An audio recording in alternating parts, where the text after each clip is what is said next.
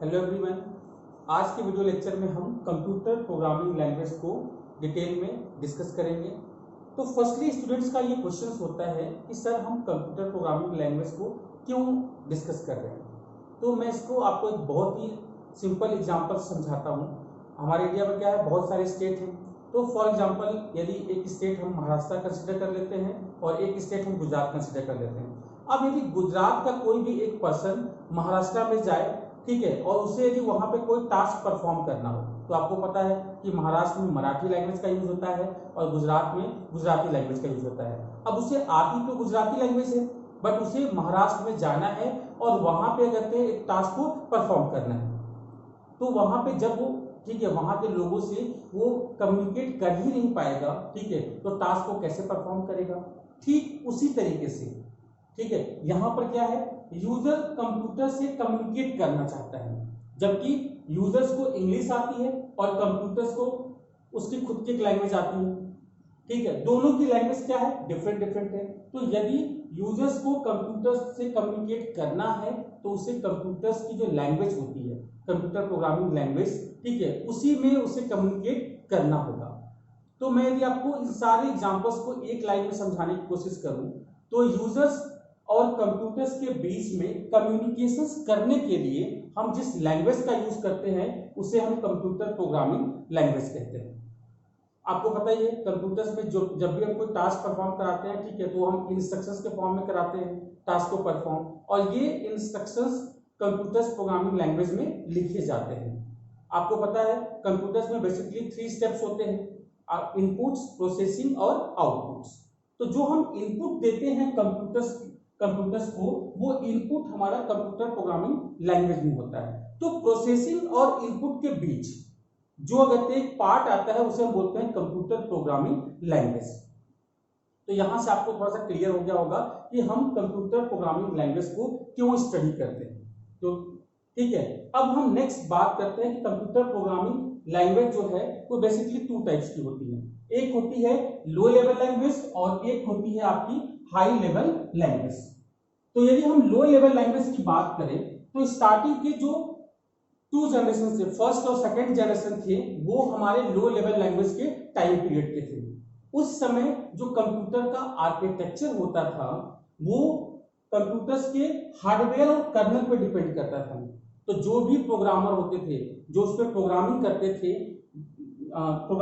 ठीक है, वो प्रोग्रामिंग लैंग्वेज का यूज करते थे, और वो प्रोग्रामिंग लैंग्वेज जो है, ठीक है, वो हमारे कंप्यूटर्स के हार्डवेयर और कर्नल पे बेस्ड होती थी। मतलब उस समय बहुत ज्यादा टफनेस थी। यदि अगर, क्योंकि हर एक कंप्यूटर से, यदि मान लीजिए अगर 5 कंप्यूटर्स हैं तो सारे कंप्यूटर्स के जो आर्किटेक्चर थे वो डिफरेंट डिफरेंट होते थे। यदि मैं आपको जनरल टर्म्स में समझाऊं तो जो उनकी इंटरनल सर्किट होती थी वो क्या होती थी, डिफरेंट होती थी। वहां पे जो ट्रांजिस्टर का यूज करते थे, ठीक है, उसके हिसाब से, ठीक है, आप ऑन या ऑफ में वर्किंग परफॉर्म करते थे। तो वहां पे 0 और 1 के फॉर्म में वर्किंग होती थी। और ये टाइम पीरियड जो था आपका लो लेवल लैंग्वेज का, उस समय जो टास्क परफॉर्म किए जाते थे वो साइंटिफिक कैलकुलेशंस के या स्पेस कैलकुलेशन के टास्क परफॉर्म किए जाते थे।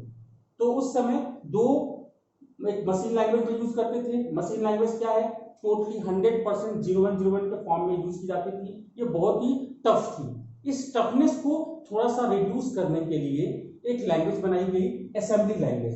वहां पे क्या होता था कि ऐसे इंस्ट्रक्शंस जिनका हम लोग ज्यादा यूज करते थे उन्हें कोड के फॉर्म में हम लोग यूज करते थे, जिसे निमोनिक कोड कहते थे। तो यहाँ पे कुछ परसेंटेज कहते हैं हम इंग्लिश का यूज करने लगे थे कोड के फॉर्म में। तो ये हमारा हाई लेवल लैंग्वेज है, जिसमें कहते हैं मेनली मशीन लैंग्वेज और असेंबली लैंग्वेज आती है। जो आपका मशीन लैंग्वेज है वो फर्स्ट जनरेशन का पार्ट है, जिसमें कर्नल और हार्डवेयर के बेस पे कहते हैं प्रोग्रामर प्रोग्रामिंग करता था और उसी के फॉर्म में इंस्ट्रक्शंस वो कंप्यूटर को देता था और कंप्यूटर टास्क को परफॉर्म करता था। असेंबली लैंग्वेज था, उसमें कहते हैं हम कोड्स का यूज करते थे, जिसे हम ऑपरेशंस कोड कहते थे, और ये निमोनिक कोड के नाम से भी जाने जाते हैं। अब हम नेक्स्ट बात करते हैं हाई लेवल लैंग्वेज की। जो आपका हाई लेवल लैंग्वेज है वो 3rd, 4th और 5th जनरेशन में हाई लेवल लैंग्वेज का यूज करते हैं। हाई लेवल लैंग्वेज मतलब 100% हम इंग्लिश का यूज करते हैं। इंग्लिश में हम क्या करते हैं, इंस्ट्रक्शंस को कंप्यूटर्स को, ठीक है, प्रोवाइड करते हैं एज ए इनपुट के फॉर्म में। तो हाई लेवल लैंग्वेज में बहुत सी जो लैंग्वेज थी, ठीक है, उनके यदि अपन कैटेगराइज करें तो procedure based language, problem based language और ऑब्जेक्ट बेस्ड लैंग्वेज।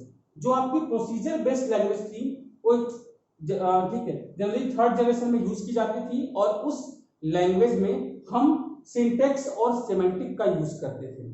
मतलब किसी भी प्रॉब्लम को सॉल्व करने के लिए हम सिंटेक्स और सिमेंटिक का यूज करते थे। मैं इसको यदि आपको जनरल टर्म्स में समझाऊं तो एक मेथड का यूज करते थे, प्रोसीजर का यूज करते थे, इसीलिए इसका नाम क्या पड़ा है, प्रोसीजर बेस्ड लैंग्वेज। यहां पर किसी प्रॉब्लम को सॉल्व करने के लिए हम लोग एक मेथड का यूज करते थे जिसमें स्टेप्स होते थे, उन स्टेप्स का यूज करिए और उस प्रॉब्लम को आप सॉल्व कर दीजिए। नेक्स्ट हम बात करते हैं प्रॉब्लम बेस्ड लैंग्वेज का। जो problem based high level language थी, इसमें यूजर्स के जो प्रॉब्लम्स होते थे, जो क्वेरी होती थी, मतलब उसके आउटपुट, जो आउटपुट चाहता है प्रॉब्लम्स में, ठीक है, उसके अकॉर्डिंग जो उसने क्वेरी भेजी है हमें, ठीक है, तो हम उसके आउटपुट पे उसकी प्रॉब्लम्स को सॉल्व करते थे, क्वेरी को सॉल्व करते थे, मतलब प्रॉब्लम्स को हम आउटपुट के फॉर्म में सॉल्व करते थे। अब मेथड कौन सा यूज कर रहे हैं ये यहां पर इंपॉर्टेंट नहीं है, यहां पर उसका प्रॉब्लम जो उसका आउटपुट है वो इंपॉर्टेंट है। नेक्स्ट यदि हम बात करें ऑब्जेक्ट बेस्ड लैंग्वेज की, तो ये फिफ्थ जनरेशन लैंग्वेज में यूज की जाती है, और यहां पर क्या होता है, विजुअल टूल्स का यूज करते हैं। ऐसी बहुत सारी कहते हैं हाई लेवल लैंग्वेज है जो ऑब्जेक्ट बेस्ड लैंग्वेज के फॉर्म में यूज की जाती है, यहां पर विजुअल टूल्स का यूज करते हैं। बेसिकली क्या होता है, एक इंटरफेस होता है जहां पे हम क्या करते हैं, ड्रैग और ड्रॉप। आप अगर जो फॉर्म डिजाइन करते हो अभी के फॉर्म में किसी वेबसाइट के लिए, तो वहां पे हम क्या करते हैं, बहुत सारे टूल्स, जैसे हमने एक बटन लिया, तो बटन्स को यदि हम वहां से ड्रैग और ड्रॉप कर दिए तो बटन्स के बैकग्राउंड में क्या होगा, उसकी जो कोडिंग्स होती है वो वहां पे ऑटोमेटिक क्या होती है, जनरेट हो जाती है। तो ये कुछ आप क्या कहते हैं कंप्यूटर प्रोग्रामिंग लैंग्वेज के बारे में मैंने कुछ डिस्कस किया डिटेल। अब यदि हम इसके हायरार्की की बात करें तो हायरार्की में यदि आप देखेंगे तो सबसे पहले क्या है आपका हाई लेवल लैंग्वेज, जो आप इंग्लिश के फॉर्म में, ठीक है, कंप्यूटर लैंग्वेज में इंस्ट्रक्शंस के फॉर्म में देते हैं। तो ऐसा नहीं है कि आपने हाई लेवल लैंग्वेज लिखा और उसके अकॉर्डिंग करते हैं कंप्यूटर्स में डायरेक्ट मशीन लैंग्वेज में कन्वर्ट हो गया, नहीं, एक स्टेप में क्या होता है, असेंबली लैंग्वेज में कन्वर्ट होता है। इट मींस वहां पे कुछ ऑपरेशंस कोड जनरेट होते हैं और देन क्या होता है, वो मशीन लैंग्वेज में कन्वर्ट होता है, जो जिसे कहते हैं कंप्यूटर हार्डवेयर क्या करता है, समझता है, जो लो लेवल लैंग्वेज से काफी क्लोज होता है। तो ये आपका हायरार्की ऑफ प्रोग्रामिंग लैंग्वेज है। आई होप कि आपको समझ में आ गया होगा।